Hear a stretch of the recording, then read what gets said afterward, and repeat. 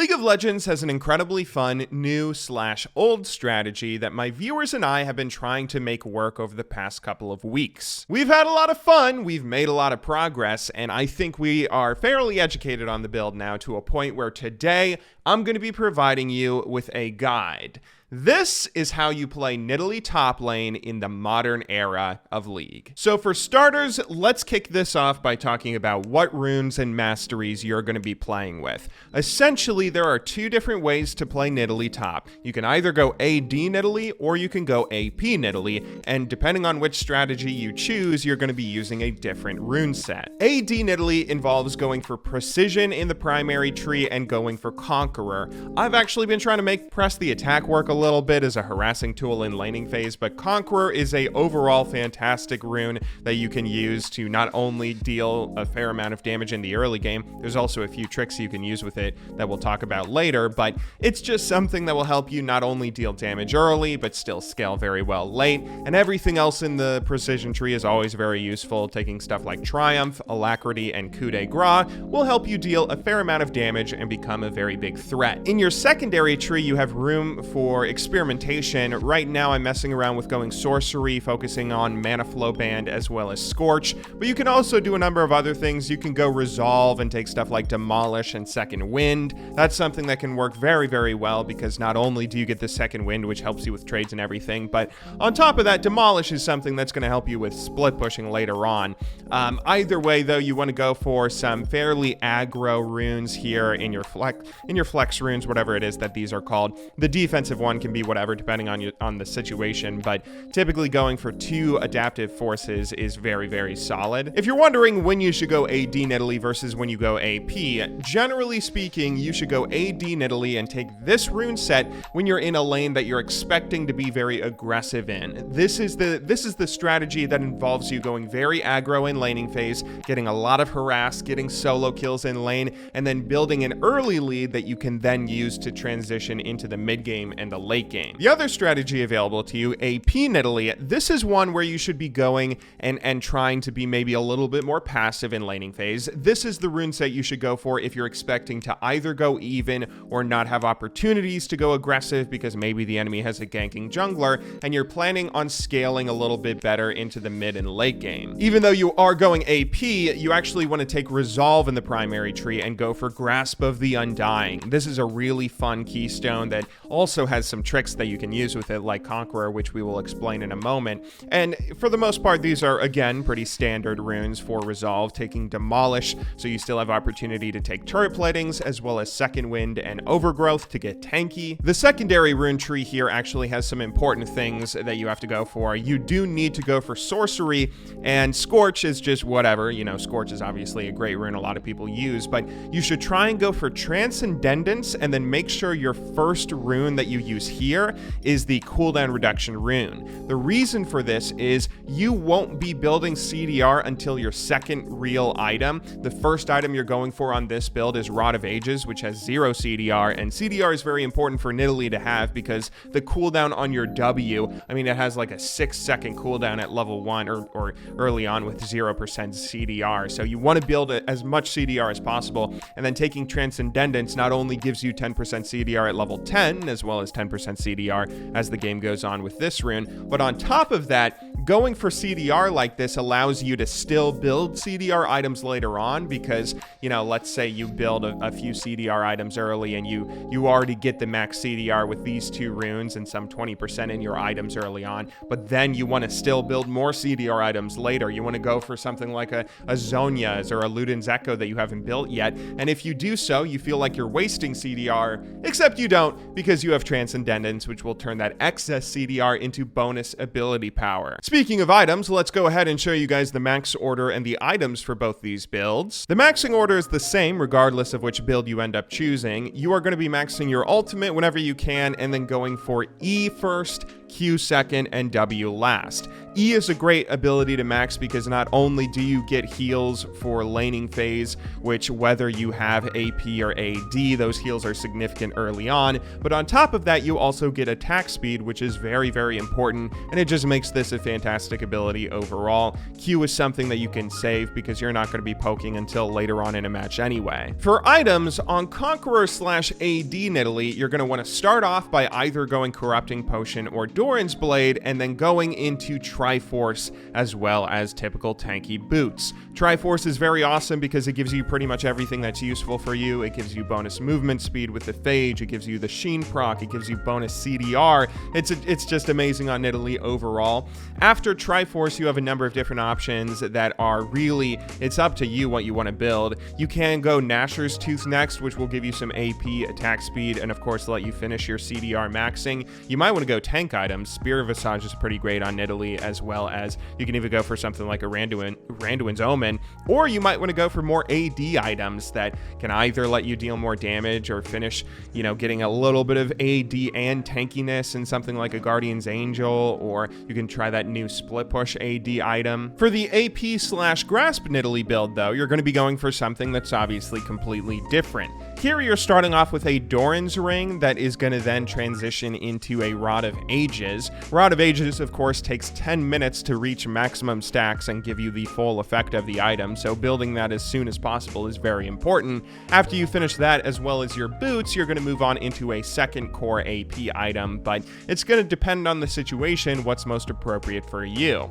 In some situations, you might want to go for a Zhonya's Hourglass, like if you're against heavy AD or a lot of assassins and you would need the extra survivability when people are trying to burst you down.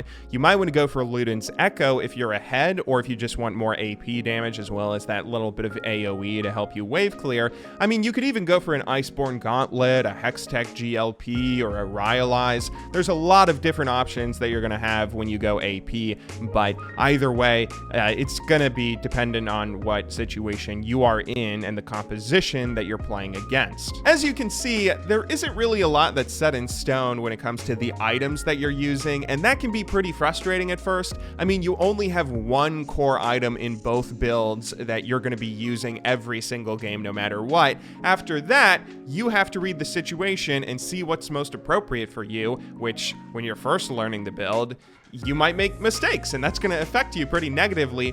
But once you do master it, that's when things start becoming very cool. You have an incredible amount of flexibility that once you learn it all, you can use to adapt to whatever situation you need, whatever it is that your team needs or whatever composition you're playing against. You can kind of mold your build to fit the situation and play Nidalee in a lot of different ways, which is all very, very fun.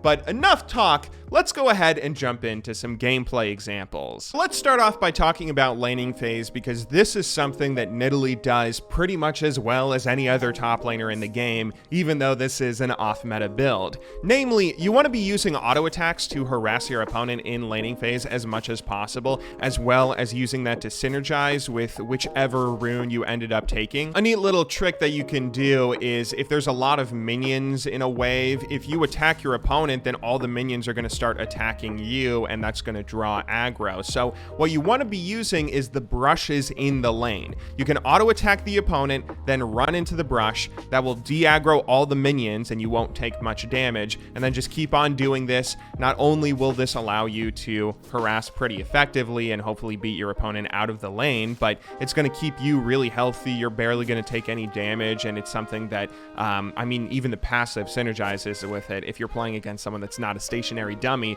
they might be trying to run away, but you will outrun them with the bonus movement speed that you get from touching a brush. Now, whether you took Conqueror or Grasp of the Undying, you can also do something that's very, very interesting because of how Nidalee's ultimate works. Now, both of these runes, they have some sort of benefit or bonus to if they are being used by a melee champion compared to if they're being used by a ranged character. So Conqueror, for instance, that's something that will stack up to 10 times, and you want to get it to max stacks, but it will only stack once per auto on an opponent if you are a ranged character, or twice if you're a melee. Similarly, Grasp of the Undying has a 40% reduction in all of its stats if it's being used by a ranged character compared to being if it's used by a melee character. As I'm sure you guys know, Nidalee has both a ranged form as well as a melee form. So you can see if I'm autoing someone with a ranged form, and you know, if you pay attention down here to these Conqueror stacks, every auto that I do on them that will that will stack Conqueror once in ranged form because that's how it works for ranged characters,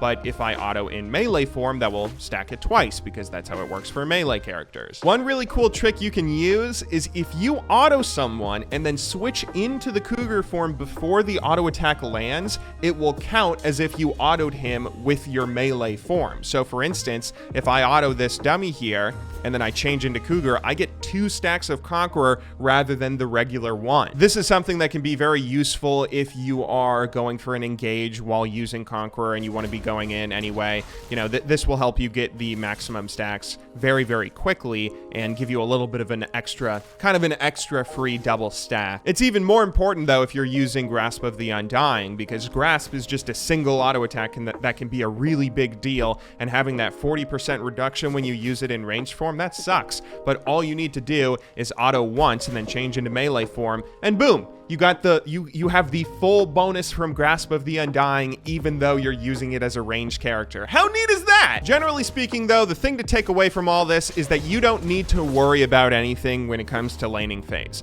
Nidalee is very strong in lane, whether you're going for the AP build or the AD build, and it's something that you should just really be treating this like you're playing any other character, because in a sense you are. Nidalee is just as strong of a laner as most of the characters top lane. She's only going to lose in various specific situations that you'll learn once you figure out your damage output. Just make sure you're using the brush mechanic for the bonus movement speed, make sure you're healing yourself a lot for the attack speed and sustain, and you will be able to out CS your opponent in nice CS and maybe get some 1v1 kills in pretty much most of the lanes that you play. Let's go ahead and talk about what to do beyond laning phase though. So as I was mentioning, ideally you should be able to get some sort of lead, be it through kills or maybe just denying CS. Either way, try and get some sort of gold lead in the early game laning phase, and then start positioning yourself in a way where you can transition that early lead into the mid game through team fighting. Try roaming from your lane to support your jungler, steal creeps from the enemy jungle, and keep placing traps in brushes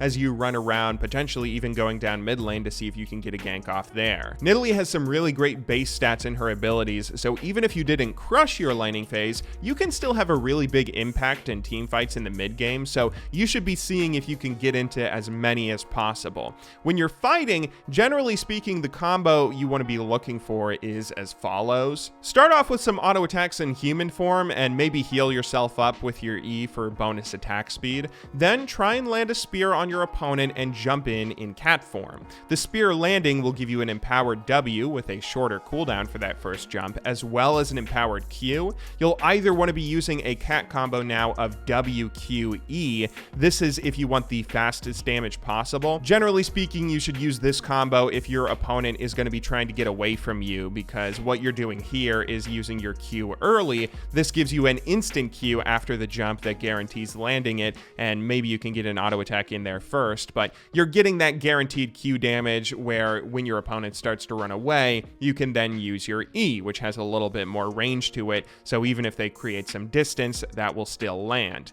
If your opponent does manage to run away after all of this, you can of course go back into human form and try and land another spear, which will then reset the combo, and you can try and do it all over again. If you're much more confident that your opponent can't get away though, you should try and use a cat combo of WEQ. This is making sure that you get that Q on last. Your Q in cat form is an execute that will deal more damage the lower health your opponent is, so saving it for last can give you some bonus damage that might be the difference between getting a kill and letting your enemy live with just a sliver of health. Keep in mind though, it is essentially a melee auto attack, so you need to be right on top of your opponent to use it. These combos will deal considerable damage and make you a real threat, especially in those mid-game team fights. If you ever get concerned that the enemy team is focusing you and you're scared of dying, you can try and just use your W and the bonus movement speed and brushes to run away and escape a fight if you need to, but you are fairly tanky in the mid-game and you deal considerable damage, so don't be afraid to try and get a kill on someone before jumping away and healing up. Try and keep showing up to fights as you transition from the mid game to the late game, where at that point you'll have a couple of different options for how you want to finish out the match. If you're AP Nidalee, you should probably just keep on showing up to team fights and staying grouped with everyone else on your team. Not only will you be able to deal considerable damage with the combos we just mentioned, but at this point you'll also have really great poke with your spears. This plus the big heals that you'll have on teammates and the general supporting attitude you can have as AP. This is going to let you just deal a considerable amount of effect in every single fight, whether it's using your heal and attack speed boost on an AD carry for your team, or it's landing big spears that get poke on opponents and let you finish off characters that try and run away. If you're going AD Nidalee, on the other hand, and especially if you decided to go for Conqueror with Resolve and Demolish in the secondary rune tree, then don't discount your ability to split push. The bonus attack speed from a maxed E, along with Triforce and Nashor's Tooth and everything else that you have in the late game, is going to give you crazy fast auto attacks that should let you take towers down very easily. On top of this, if someone comes to try and stop you, you're going to have a pretty easy time escaping them with your W jump, as well as if you can just sprint through the enemy jungle, touching brushes to get the bonus movement speed.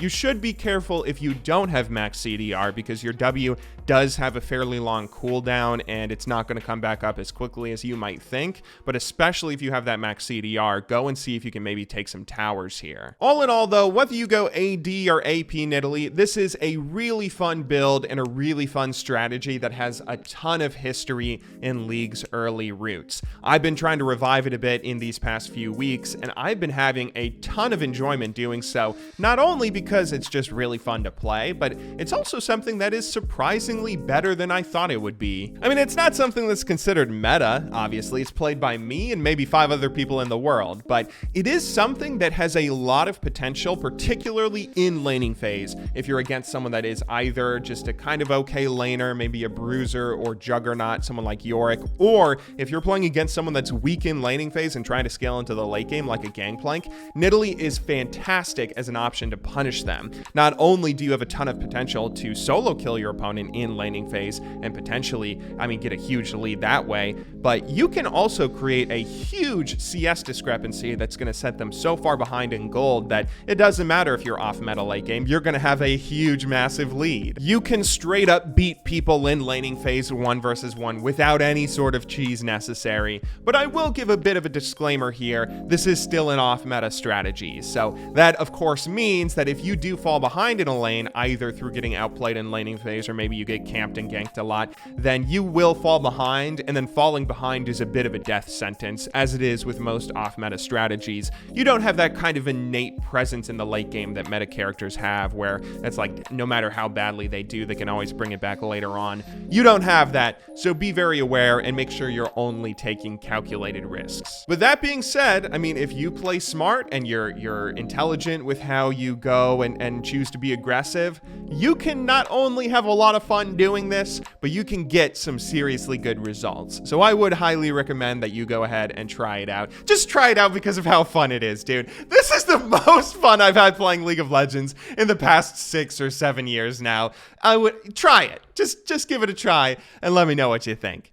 Either way, though, I hope you guys all enjoyed watching today's video, and I will, of course, see you in the next one. But until then, thank you very much for watching. Good luck in solo queue, and have a wonderful day.